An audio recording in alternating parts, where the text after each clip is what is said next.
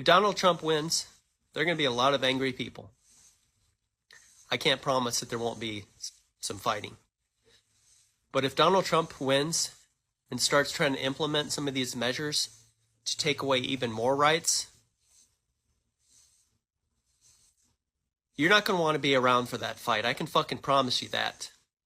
You're not going to want your family to be around for that fight. Yeah, the left don't believe in democracy, bro. Like they just use democracy as a way to disguise their own personal interests, their own grasp at power, right? And democracy has been a hot topic debate in America recently, is because liberals, if you're a liberal, you believe that we're a democracy. If you're a Republican, conservative, you believe this is a republic, which it is, by the way, because that's what the founders have called it. If you think America is a democracy, look at our Star Spangled Banner. Look at our Pledge of Allegiance. For to the republic for which we stand, one nation under God. We are a republic.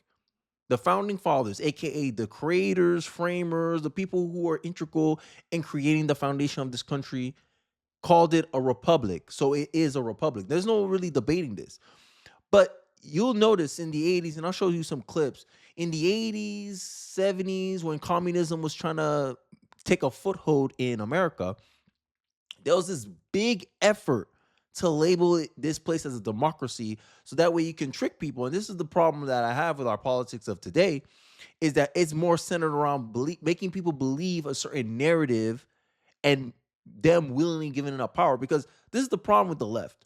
The left believe in consent and all this stuff.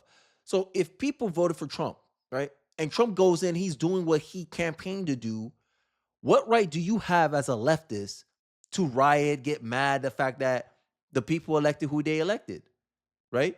So the left right now is damn near threatening to do their version of January 6th, but we had their version of January 6th already in 2020, Summer of Love, Chaz. Y'all remember Chaz in Seattle? They made a whole autonomous zone, lawless. All types of crime and assault was going on in that lawless land. BLM riots, destroying property, death, people dying in the streets, getting killed by these leftist rioters.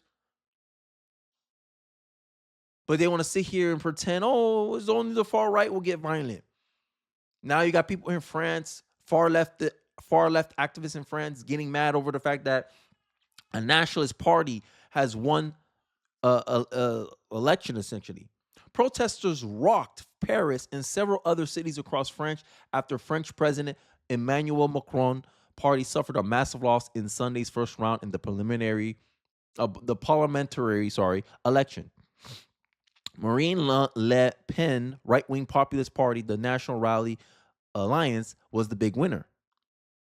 So these leftists, in the wake of the election, left-wing protesters reportedly an amalgamation of French socialists, typical communists, I don't care about the rest, pro-Palestine, descending upon Paris Palace of the Republic, I don't know how to say that, by thousands. Mass demonstrations and riots by far-left groups, aside Islamists, and ongoing tonight in the French capital of Paris, as well as several other cities around the country, in response to today's election results. Leftists only believe in democracy when democracy reaffirms their belief about how things should go. But if democracy ever works against them, then they hate democracy. Then they want to take candidates off the ballots. This is socialist tactics. Like the fact that, when people try to say, oh, we're not socialists, we're not this, we're not that, you guys are lying. The far left has been rioting all night in France after the massive victory by the far right, the right-wing party. Sorry, you see, they just spew repetition. If you repeat it over and over again, the people will believe it to be true. I believe Lenin said that. He who controls the children controls the future. Education. What liberals love to be in? Education. They love to push LGBTQ, all this stuff, socialism. This is why socialism is as popular as capitalism, because of the education system. Because of the fact that people like these far left activists, they love to be in education. They love to be in spaces where they get to condition the minds of the populace to make them believe narratives that are not necessarily true. They refuse to accept a democratic election, and mainstream media is hiding it from you, right? Look at these people. Like so much hate in their heart. They're mad. When things don't go their way, they're angry. So let's listen to this 2-minute clip that I have ready for you guys, where this guy highlights the differences between a democracy, a direct democracy, and a constitutional republic. Let's take a look. A democracy is a political system in which the people periodically, by majority vote at the polls, select their rulers. The rulers then have absolute power to make whatever laws they please by majority vote among themselves. In a constitutional republic, the people also, by majority vote at the polls, select rulers who make laws by majority vote among themselves. But the rulers cannot make any laws they please because the Constitution severely restricts their lawmaking power. The ideal of a democracy is universal equality. The ideal of a constitutional republic is individual liberty. In this century, great strides have been made toward the goal of subverting our republic and transforming it into a democracy. The foremost tactic of the subverters is subversion of language. By calling America a democracy. Yes, subversion of language, calling it something that it's not, and then when the system is not following along what it says, for instance, the Electoral College. How can a president win and lose the popular vote? That's not democracy. And you start realizing, and then, they play these little tactics. This is how propaganda works. You tell a group of people, hey, we're a democracy, aren't we? How come we let a president win re-election without winning the popular vote? People go, yeah, the system's corrupt, because the system was never a democracy. That's why we're a republic. Two wolves and a sheep vote on who gets to eat? Come on. Majority rules, right? There's a reason why all the states, even though they have different levels of population size, they all get 2 senators. If California decides, hey, we want to destroy Florida, Florida should die, not us. There's 10 million people that live on California. There's only like 5 million people that live in Florida, as an example. So no matter what right does someone have to vote on something that you are directly responsible for and affected by? Make it make sense. If you're not part of Florida, you shouldn't be voting in Florida's affairs. That's a republic. That's what republicanism is. Democracy says, oh, no, we're all part of the same alliance, and if we all vote that Florida should be a slave state, we should all take all the resources out of Florida. Florida can do nothing about it. Is that fair?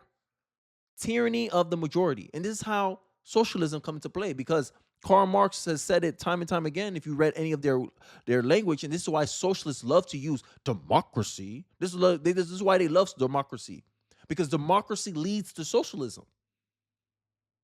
Because they know, look, if you look at the taxes, less than 20% of the taxpayers almost are responsible for 80% of the taxes that come through to the U.S. government.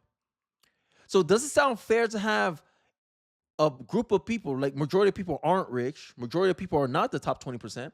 Is it fair to have the 80% of the people get to decide what to do with the money when they're not contributing 80% of the actual funds that are responsible for funding the government? Does that sound fair to you? But these are the compromises we make. But republicanism, a republic, is based on representation. Hey, you can't force me to do something when you don't have any interest, or you're not even really responsible for what goes on here. That's fair, right? But this is the idealism. This is the stuff that our founding fathers was trying to stop. But socialists, they know, hey, if we keep repeating something over and over and over again, people will eventually believe it to be true. Their little linguistic scheme with democracy is getting exposed, and they're losing their minds. Lenin on democracy. In a capitalist society, we have a democracy that is carteled, wretched, false. A democracy is only for the rich. Well, if you take the rich out, all your social programs die out, right? Taxation without representation, so they should be able to be represented. For the minority, the dictatorship of the proletarian, the period of transition to communism will for the first time create democracy for the people. For the majority also, along with the necessary suppression of the exploiters of the minority. In this case, can I not make the argument that rich people are in a minority? I just explained to you how 20% of taxpayers are funding almost 80% of the government's tax revenue. 20%. That means I can make the argument that the rich are the minority in this case that he's talking about here. But socialist communists, they're we got to give it to the poor. But then what incentive does the rich have to continue providing for a system that takes more and more and more of their work, more and more of their labor? This is slavery. Socialism is slavery. And they're going to say, oh, capitalism is slavery too, because no one's going to do something for free. If you fix a car, you expect to get some type of compensation for it. That's what you call slavery? If you want to eat, you have to give something of value for someone to give you food, or you make your own food. But you call capitalism slavery? Socialist propaganda. Socialists are nothing but thieves, looting from the productive. That's socialism. That's the truth about socialism.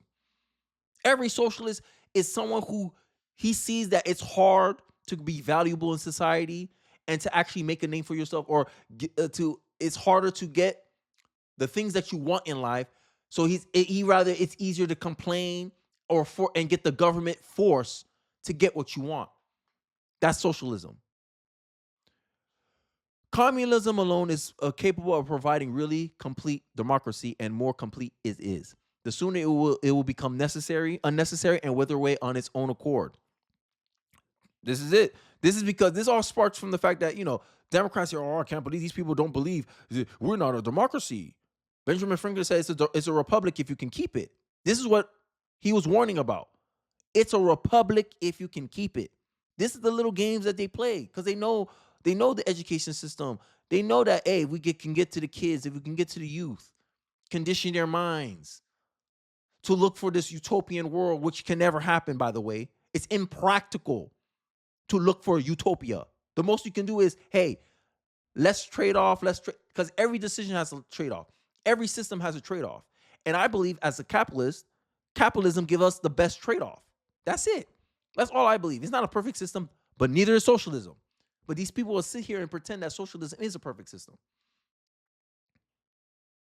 And this is the kind of games that they play to slowly get what they want. And then they're first people to riot on the street, destroy property, scream into the air when democracy don't work out their way. Let's continue. I'm interested to finish off this video. Until people thoughtlessly accept and use the term, totalitarians have obscured the real meaning of American principles of government. Writers of the Constitution were anxious to safeguard liberty against dictatorship, monarchy they called it. But their chief anxiety was to protect the country against democracy. Edmund Randolph, delegate to the Constitutional Convention from Virginia, said the general object of the convention was to provide a cure for the follies and fury of democracy. Elbridge Gerry. What is the folly and fury of democracy? The fact that majority of people, like half of American taxpayers, don't pay zero in taxes. Half of the American taxpayer pays zero in taxes. I'll say that again.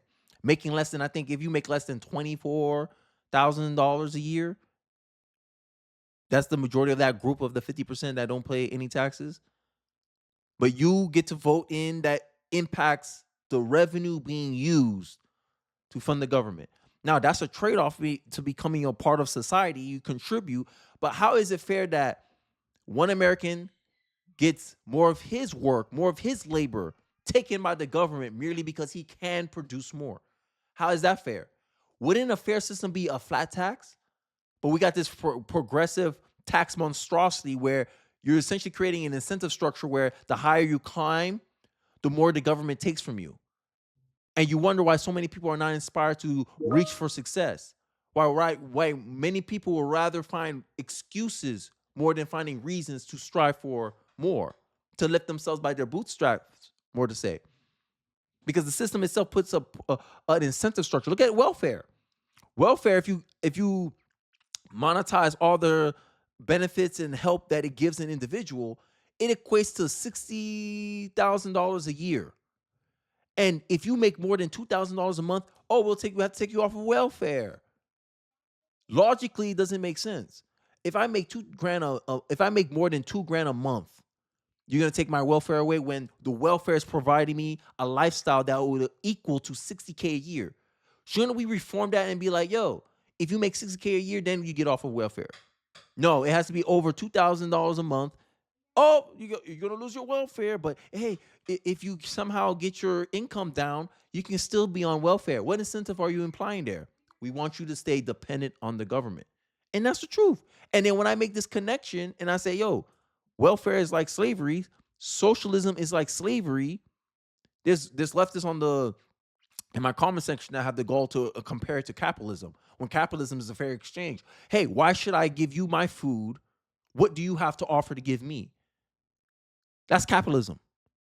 Capitalism is the closest thing to natural law. And then they have the goal to say like the ignorant stuff like this. People who oppose the government run healthcare are poorly educated. Who runs education? Do, do, do, do, do, do, do. We all know. But they want to sit here and act like they're so intellectual. Oh my God. It's like so, oh, why would you give who would be against socialism? Who would be against? Here's another thing. Sorry, I'm jumping around.